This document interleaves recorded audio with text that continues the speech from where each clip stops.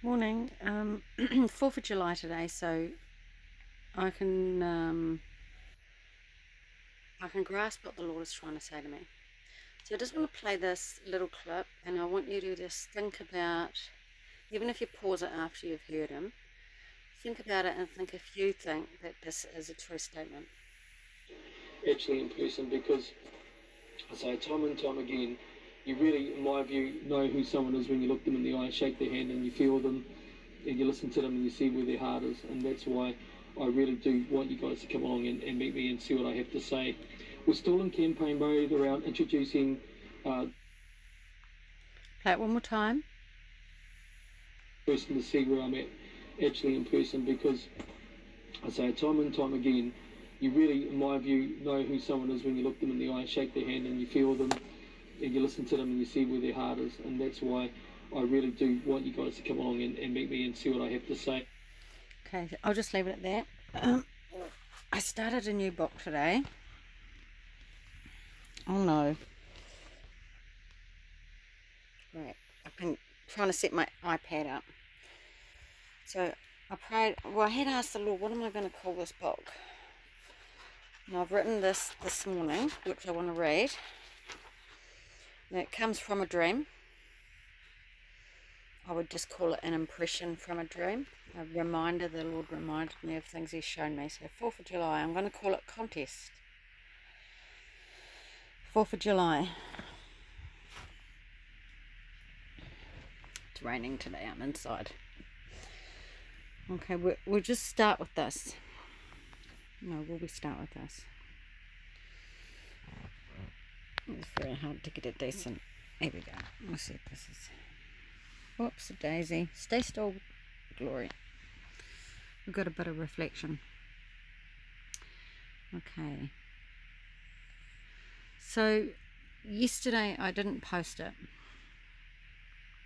Was it the day before? I was listening to Phil Collins. Now, when you think about how do you know who someone is on face value? So I'm not going to read into it for you, but personally I don't trust my discernment in the flesh. I've not ever been able to read people. You may consider yourself very, very good at it, but I actually only trust what God says. And it's quite often the opposite from what I would see in the flesh. So that's where I'm coming from.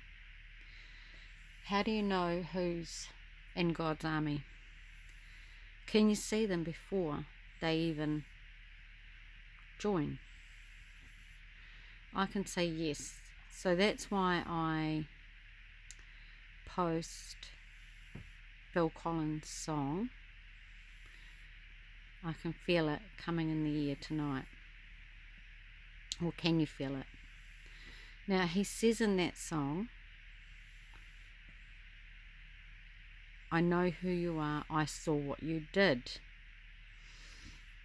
And the Lord has shown me that there is a time where we were all with the Lord. Right?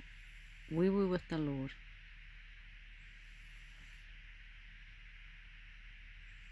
Before the insurrection. We witnessed the insurrection. And if we're here, we were part of it. That is what the Lord is telling me that Phil Collins is singing about. He doesn't know it. But he does. He has met him before, and he's talking about Lucifer. He has met him before. He saw what he did. And if he was drowning, he would not lend a help. So I played that in the background in one of my words a couple of days ago, and I put on my thumbnail some titles to two of his albums. Now, from memory, one of them was Face Value. So that's where this links. So this political leader is talking about face value. Do you trust face value? There's two pictures. There's one with the two eyes facing that says face value. And then there's another album cover where he's just showing one eye in profile. And he says, hello, I'll be going now. And that's basically it. We're here, we find them out, we know who they are, we'll be going now. So then this song came up, and the Lord hasn't shown me any other songs that Phil Collins has written that or sung that are godly inspired, like come from his spirit, the Lord speaking into his spirit, even though he's unsaved, because he's in God's army, he just hasn't joined yet. So I just heard this song and I screenshot the lyrics. Now the song is called, one of these should say the name of the song. It's Take Me Home. There we go, Take Me Home, Phil Collins. I'm not going to read all the words. You can read them. I've got it on here. This is the 1st of July. So this is 3 days ago that the Lord showed me this, and it's all coming together. And this is how he speaks. I am a testimony. This is what this is. A testimony of how he speaks. But what he is showing me is important for the whole body of Christ. Because we are not just one. We are many in one. Right. Take a look. Take that look of worry. I'm an ordinary man. This is where he's at. They don't tell me nothing. So I find out what I can. That's where we're at. There's a fire that's been burning right outside my door. Right outside my door. I can see, but I can't see, but I feel it. He feels it. And it helps to keep me warm. He has a comfort in his spirit that God has given him. So he doesn't mind. He doesn't mind. He's very relaxed. You know, people who are confident, who know who they are in God, even though he doesn't yet, they get to a place where they are very relaxed. They rest in God.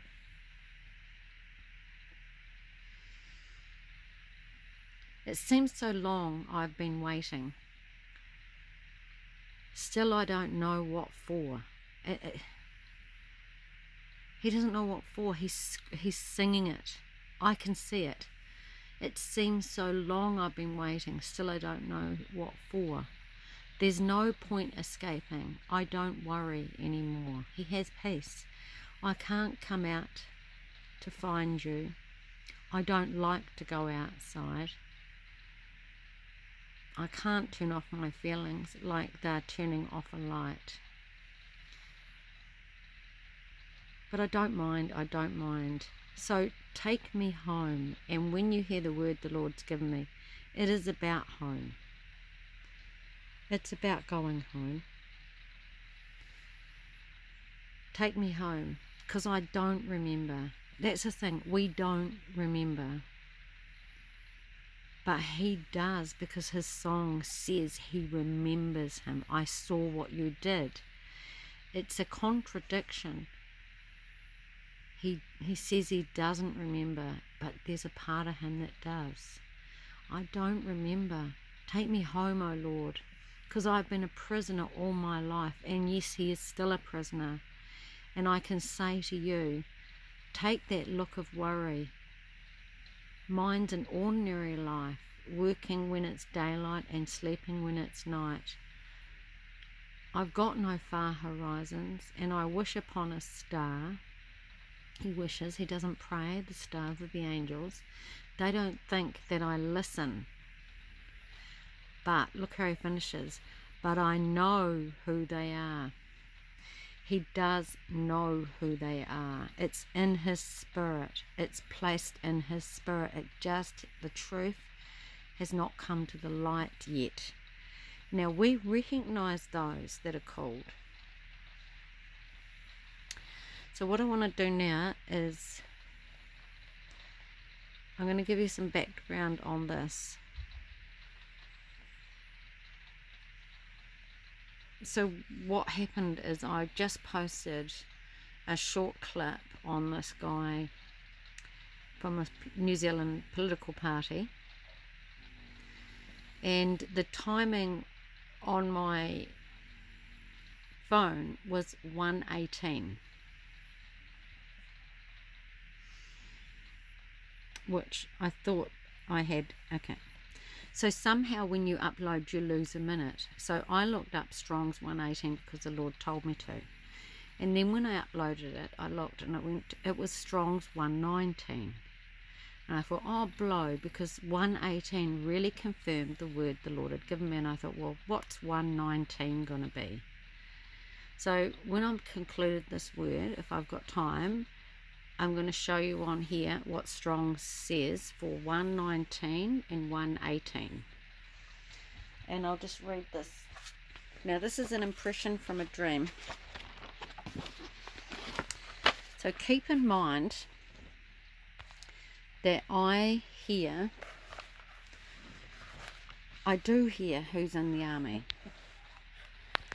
But as I read, you'll see that the Lord has just highlighted some concerns I have. You need to have confidence in the voice of God. So there's no point me showing you the words, but there's the words. Look at the dogs. So in this dream, which was last night, and I woke up this morning meditating on it. I woke up twice. This is only one of the dreams. I saw myself in a group of others.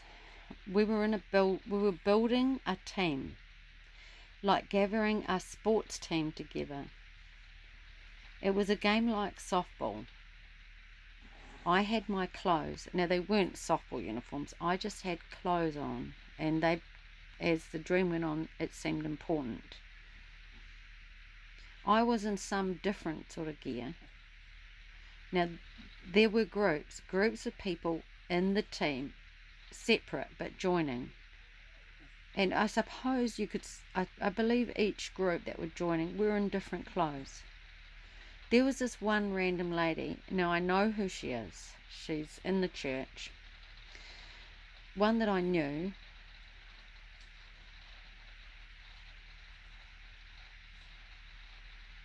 And she was standing to my right, you know, away from this group that was gathering that were going to be in this team. She was not joining, but she was offering me a long skirt. Now, the funny thing is about the skirt is I did buy a skirt from the op shop, and I didn't try it on. And when I got it home, you could just tell that it was very poorly designed, let's say that. So she's offering me this long skirt to wear because she said she'd got too fat for it. So I tried it on, but like it didn't zip up because it was too tight and it was puckered. It was like a reject. It was loose in all the wrong places, long and bulging in others. So I never wore it, and I stayed in my tight trousers and boots. That's what I think I was wearing, something like that. I remember looking at my feet. Now, in the same direction where this lady had offered me this skirt, she's on the sideline throwing me it. On the same right side, there was a large group in the shadows. I could see half a dozen of these called out. I couldn't see their faces, but just their shadow called out they wanted to join. But someone who was in my group, who'd seen them raise their hands, said, "They're too late. It's too late." Now I woke up and sat for a while through the night trying to think about this dream, and I was trying to press God to see, you know, what I wanted him to commit to something, because I didn't know what the dream was about. Because it just didn't sit right with me, the whole excluding people and then picking the team. You know, you're excluding some that wanted to join because they were too late, and then I was there. I was there picking this team. But no matter how hard I pressed the Lord, he was completely non-committal on it. It was like he was not going to say it was good or bad. It just is. It just is. So I woke thinking about when I had recruited or picked a team to do with you know, the army of God. I knew it was a metaphor for the army of God. Now, and I didn't realise I was going to use Phil Collins as an example, but that would be someone I've picked. I picked him out. I know, because I know. Now, the thing is, I'd never have done that if it was the Lord picking. It's not me picking the team. This is where it's difficult, because that was why I was struggling with it, because I just didn't like that I could see myself picking this team. So I have also another example. It was round about the same time, 2 years ago, but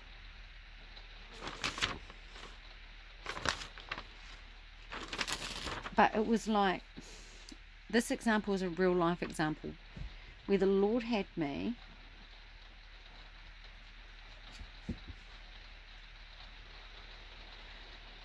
write a word, scribe a word, a letter to this person who the Lord had shown me, and I wasn't sure, because remember, it's hard because you take people on face value. You know the Lord, you feel like the Lord has brought them along your path, and you're still not sure whether or not they're on the team. Now, I want to just go back before I talk about this letter that I wrote to this individual and say this, because this is important, because this is what this letter was about. Because the letter I wrote was about a game, a sporting game, a competitive game that children play, but it wasn't the same game that this dream was about, because this dream was more about the game of softball or something like that. It was like quite a big team. Actually, because you can have unlimited numbers almost in a game of softball, because you're either on the outfield or you're sitting down lining up to have a bat, and there's no limit on the numbers. So softball was the dream. Now, I used to play softball when I was a kid. Softball is a progressive game. You move from base to base, but every now and then, when the bases are loaded, someone will hit a home run, and all 3 bases and the batter get a home run. Now, this game, when I was at school, I was never picked for. Ooh, let's have a look out the window.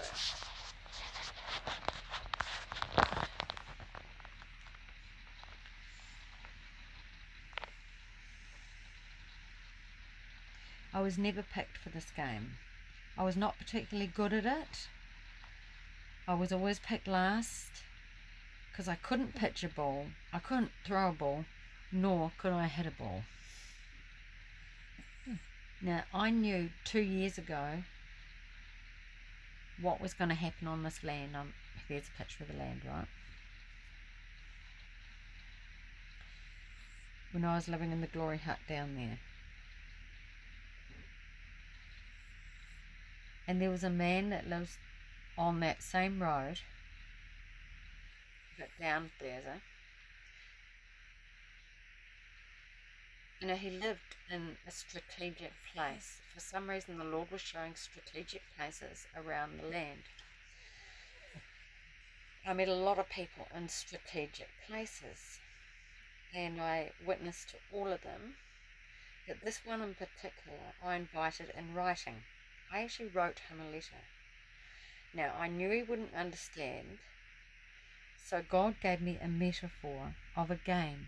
Now, this is another game, and this is why I can relate it to this dream I had through the night, because that's the only other time that the Lord has talked to me about a sports game, a competition.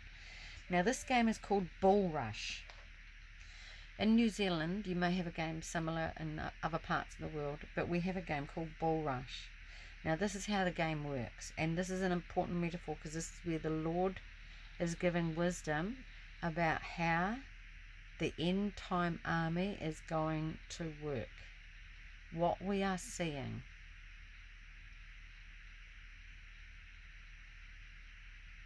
And we aren't picked on face value. People get that wrong. When I was a child, I was never picked for the softball team. The Lord showed me when I first got saved, because another thing that used to happen to me a lot was, I told you, the Lord has given me trials in the area of rejection. This is what I have overcome. But I would go, put my hand up to be part of a play that we would have every year, a Christmas play, when I was 10 or 11. And I always remember not being picked. And the Lord showed me on like a movie screen, like taking me back and showing me the truth of my past, teaching me through my story. He said, because I never got picked, and he said, I picked you. I picked you. And to me, that always relates to the sports, the participation, being picked to play a part, to be a part of something, to not be on the sidelines watching.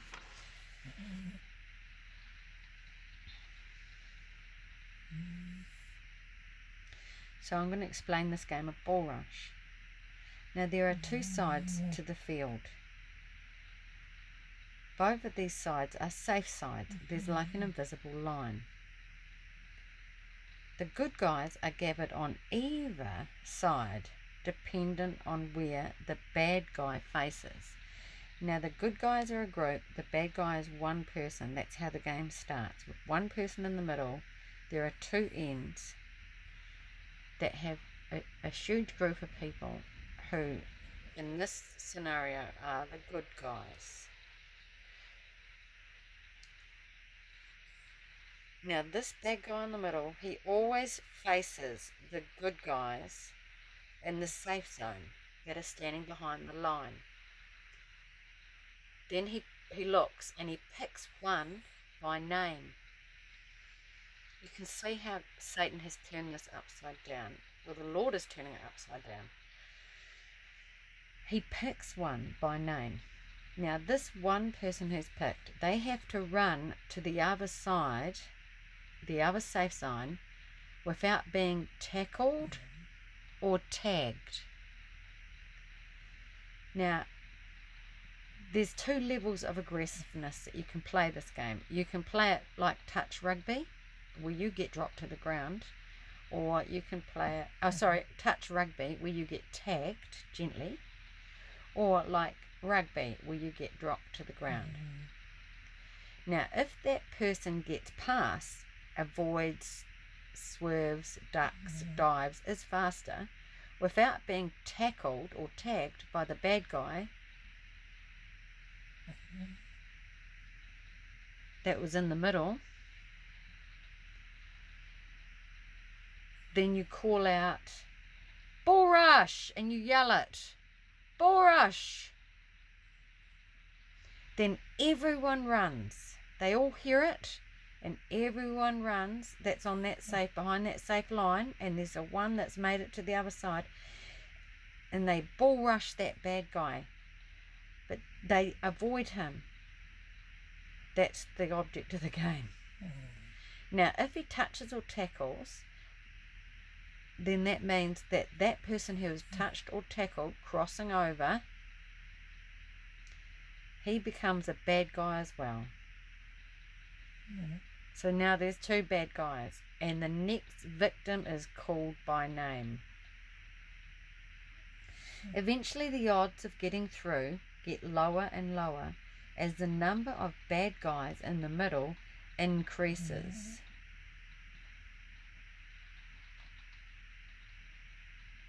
And increases exponentially. Finally, only one person is left on the safe zone, at home, behind the line, home line. And of course they feel like it's hopeless. The last one called normally makes a very pathetic run for it, half-heartedly, and then the game starts all over again. And that one who was last, who was actually the victor, technically the winner, becomes the bad guy in the center to start another round.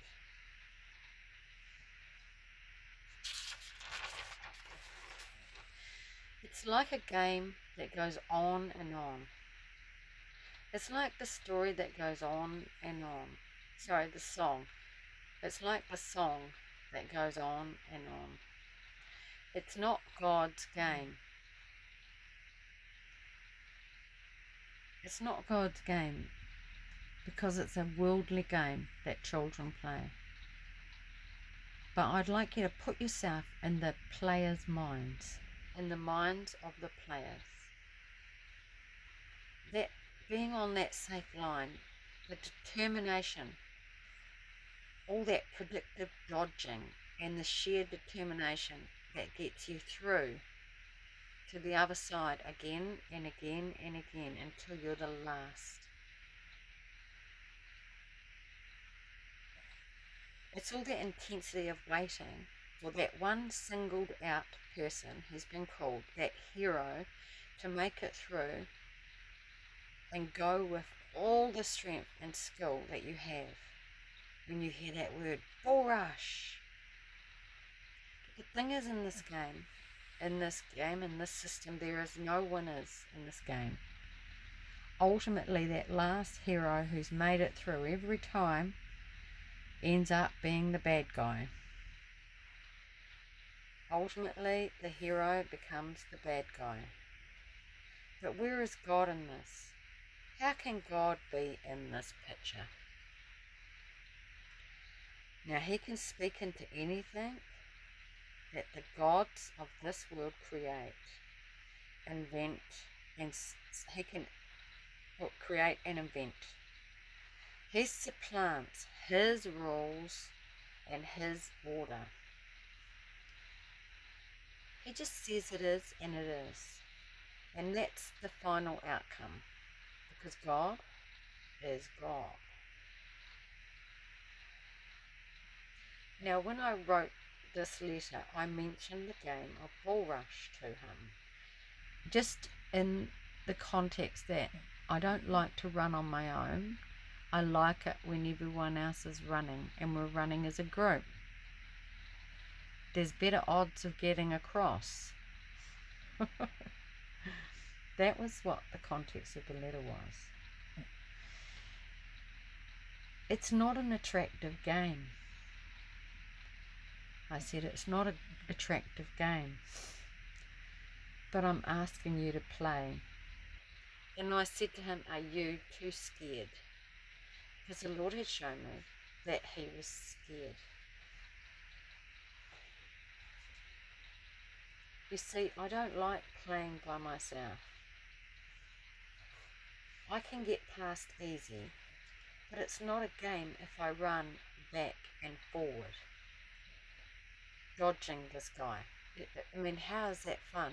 I mean, like for me, I can get across, I can get past this bad guy, enemy, Satan, Lucifer, as many times as I want. I'm back and forth, home to God. But then it's not a game, is it? No one gets to go home. There's no group and there's no team, is there? No one gets to go home from one side to the other except me. I like to run with others. I would like you to join me, I said, to BullRush the enemy, so he feels hopeless.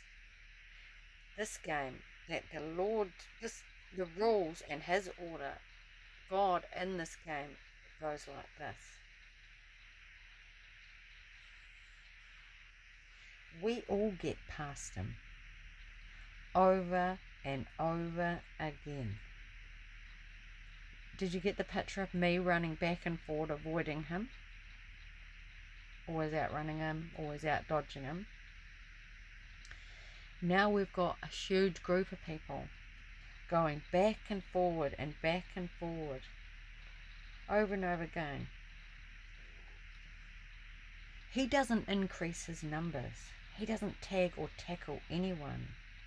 Now this is the game where God picks the team. This is the game where God picks the team.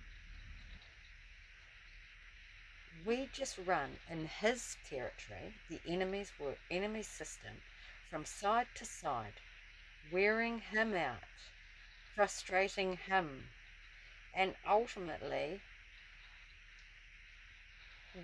he knows it's a lost cause. The team is too good. Now this is the last day's battle. We have one enemy. That's the truth. The Lord says. He tells us who our enemy is. We have one enemy.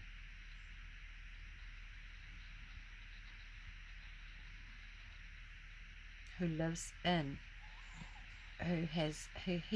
he's in the host body of many, yes, but it's still just one enemy. And we are not afraid because we run together. Although he picks out individuals, Satan, none of them can he tackle, neither the individual members of the team. But you see, as long as we run across his territory one by one, he has hope. Hope his chances look good. But together, when the world would say there's safety in numbers in the normal game, it's not. He hardly has to move to grab a victim. When everyone runs, it's easy. But this is not the game from the world system I speak about. It's God's game. It's the game that the Lord showed me. The army that's untouchable. Guaranteed individuals in one team, all tested and tried individually. And unlike any ruling principles in this game, in this system, numbers don't count. Not when each and every one is turned up. There is no missing or weak link. They are all one, whole, and directed by God in every move. Moves that this common enemy cannot predict. Now we, in this team, we don't always even know them before we do them. It's that quick. Only the Father knows. He tells the Son, and we hear in the Holy Spirit. This is the order of things. It supplants your new order. Talking to Satan now. We can run home over and over again, but at some stage the game has to end. I'm talking to Satan here. As the bystanders watch, they learn and join. They catch the spirit of the game. You see, it's huge numbers, but one spirit in all. Where are all your players? I'm talking to Satan here. Oh, that's right. You threw them under the bus. You're a lone ranger. That's your nature. You're not part of God's family, and you don't offer fatherhood. The father of this world goes under and doesn't care for any of his children. They are used, abused, and tossed out. That's why they join our game. This is our harvest. I'm talking to you now. This is our harvest. Because they watch for long enough to see. They have seen enough. They see us, and God sees them through us. You see only yourself in your own glory. Talking to Satan now. You see only yourself and your own glory. He uses your flesh, so it's the flesh as well. We need to address Satan and the flesh. Our God shares the glory. We are the glory of the glorious host, partnered with Christ. And your ultimate fear, talking to Satan now, and your ultimate fear, yes, you fear him. You know all this is true. Deny or ignore, you know this is all true. That's why they defect. Your army of cowards defect. They see your losing battle, and they see the true God, and they defect. I'm here to say that the Lord will help you pick the team and those who will defect. And then we all go home and we stay home. This game we play ends, because home is where our heart is. It is not with you, Satan. It is fully with God. So that's the word. We watched him talking about face value.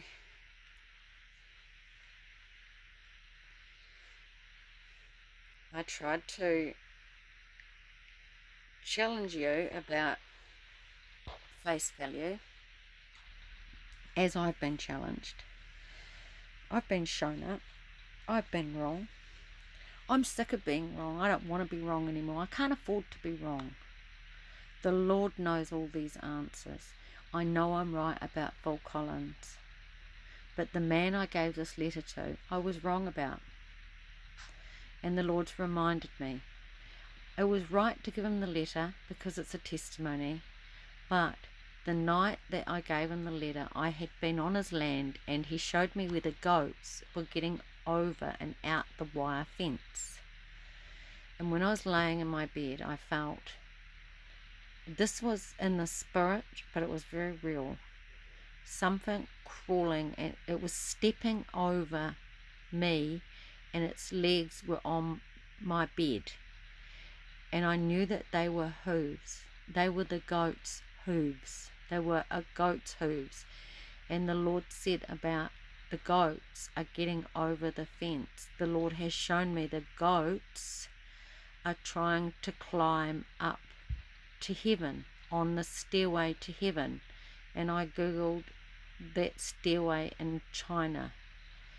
And you see the goats, the mountain goats, trying to climb, trying to get out, trying to climb back. There is no other way home but through Christ Jesus. And a goat will always be cast out. That man was a goat. Phil Collins is not. So this is how we pick the team. Now I just want to confirm that this word's been confirmed, not the upload that I posted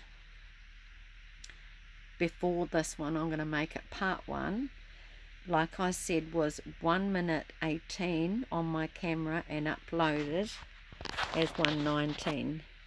So I went through the process of Strongs because the Lord got me to.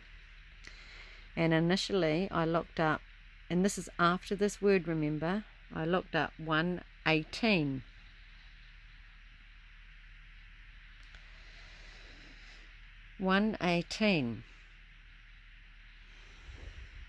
To engage in a contest, contend in public games. A gauntlet. Now that's what that game BullRush is like. It's like laying down the gauntlet and going for it. Wrestling, running. There are 2 occurrences, just 2, if you want to do a Bible study. 2 Timothy 2:5 and 2 Timothy 2. That's weird. 2 Timothy 2:5 twice. Anyone who competes as an athlete. He does not win the prize. Interesting. We must read those. See? That's the word. The word is athlesis.